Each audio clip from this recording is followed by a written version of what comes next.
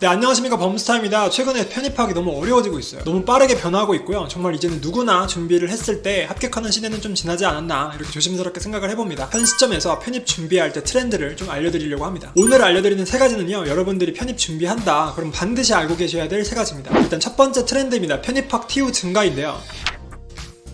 최근에 대학교를 졸업해도 취업에 대한 고용 안정성이 좀 떨어지고 있습니다. 그렇기 때문에 전문 직종인 의학 계열로의 선도가 좀 급증하고 있죠. 최근에 이런 기사들 많이 보셨을 거예요. 스카이를 합격했는데 포기한다. 이게 왜 그러냐면 의학 계열로 정시가 확대되었고요. 약대 쪽에서 신입학을 선발하게 되면서 최상위권 학생들이 빠져나간 거라고 보시면 되는 거죠. 그래서 올해 연고대에서 로디비던 TO가 최대치를 찍었어요. 이게 일반 편입은요, 대학생들이 대학 다니다가 자퇴를 했다 아니면은 휴학을 했다 이렇게 됐을 때 결혼이 발생하잖아요. 결혼을 채우기 위해서 일반 편입으로 모집을 해서 TU를 메꾸는 거예요. 근데 이게요, 비단 연고내만의 이슈는 아니고요. 상위권 대학교에서 빈자리가 생겼죠. 그러면요, 그 밑에 대학들도 연쇄적으로 당연히 작용을 합니다. 결과적으로 TU에 영향을 미치게 되는 거예요. 이렇게 되면서 많은 대학들의 일반 편입 TU가 증가를 했어요. 그래서 전체적으로 인서울대학교의 진입이 조금 수월한 해였다 이렇게 볼 수 있습니다. 또 2년 전에는 첨단 신설학과로 인해서 몇몇 대학교에서는요, 일반 편입의 TU를 줄여서요, 첨단 신설학과의 신입학 모집을 늘렸어요. 특히 국민대학교 같은 경우는 작년에 일반 편입을 아예 안 뽑았어요. 그런데 이번에 TU가 다시 부활했죠. 일반 편입에서 무려 145명을 모집을 했습니다. 이러한 이유들로 인해서 TU가 전체적으로 증가를 했고요. 올해에도 이런 트렌드는 비슷할 걸로 예측을 합니다. 두 번째 트렌드인데요, 편입 전형이 바뀐 거예요.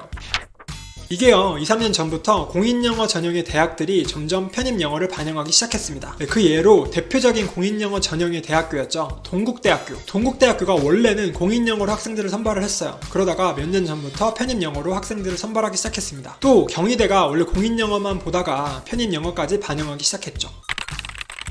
여기서 잠깐 짚고 넘어가면 공인영어 대학은 어떻게 들어가냐면 보통 학생들이 토익 점수를 취득을 하고요, 그 점수를 제출하는 방식으로 진행이 됩니다. 편입 영어 전형은 각 대학교별로 문제를 출제를 해요. 그걸 학생들이 풀어내는 방식이라고 보시면 됩니다. 올해에는 두 대학교에서 큰 변화가 있었죠. 인서울대학교의 대표적인 공인영어 대학교죠, 시립대학교. 여름에 시립대학교가 발표를 하게 됩니다. 우리 대학교도 자체 출제한 편입시험을 보겠다 이렇게 말이죠. 이때 시립대를 준비하는 학생들이 아마 현타가 좀 왔을 거예요. 좀 공인영어는요, 제가 생각했을 때도 변별력이 좀 부족하거든요. 특히 토익은 실력적인 영어라기보다는 약간 타임 어택, 스킬 위주의 좀 영어 시험이라서 결과적으로 학생들을 변별해내기가 좀 어렵습니다. 그래서 시립대도 이를 느꼈을 거고 편입 시험을 자체 출제해서 더욱 양질의 학생들을 모집을 하겠다 이런 의도를 내비춘 거죠. 분명 예측하건대 내년도에 시립대 경쟁률은 더 올라갈 겁니다. 또 국민대학교 이슈인데요. 작년에 국민대 자연계는 편입 수학만으로 학생을 모집했어요. 근데 편입 시험이 임박해서 발표를 합니다. 올해 자연계는 편입 수학에다가 추가로 편입 영어까지 반영을 하겠습니다 라고 발표를 한 거죠. 이게 뭘 의미를 하는 거냐면 당연히 편입 수학만으로 학생을 모집하는 것보다 수학에다가 영어까지 평가를 해서 학생들의 변별력을 높인 거예요. 한마디로요, 편입학은 예전과는 다르게 점점 입시 제도 중에 하나로 제대로 자리를 잡고 있는 거고요. 단순하게 결혼이 발생했네 대충 땜빵해서 넣어야지가 아니라 이왕이면 넣는 김에 조금 더 좋은 학생들을 넣을 수 있으면 어떨까 라고 연구를 하게 되는 거죠. 이렇게 몇몇 대학교의 변화는 편입학 자체에 대해서 큰 영향을 끼치게 됩니다. 현재도요, 인서울대학교 중에서 공인영어로 학생을 모집하는 대학들이 있어요. 이런 대학들도 눈치 보다가 우리도 이제 편입 시험 볼까? 이렇게 할 수 있다는 거죠. 또 자연계열 중에서도 편입 수학만으로 학생 모집하는 대학교 아직도 있거든요. 해당 대학들도 우리도 편입 영어까지 한번 볼까? 이렇게 될 수 있다는 거예요. 제가 대학교 측이 좀 안타까운 건 뭐냐면 편입학은 전형이 너무 급변하고 공지가 늦어요. 이게 적은 학생들이 준비를 한다고 해서 무시를 하는 건지는 모르겠지만 시립대는 여름에 전형 변경을 발표했고요. 국민대는 심지어 시험이 임박해서 발표를 했어요. 한마디로 여러분들이 공지가 나오고 나서 대응을 하면 늦어요. 간단하게 말씀드리면 인서울대학교에서 인문계열 원한다 그럼 편입영어 하세요. 근데 인서울대학교에서 자연계열 원한다 그럼 편입영어에다가 편입수학까지 가시는 거예요. 이게 여러분들이 어떤 의미인지를 잘 생각해 보시길 바랄게요. 세 번째 트렌드인데요, 떠오르는 자기소개서 학업계획서입니다.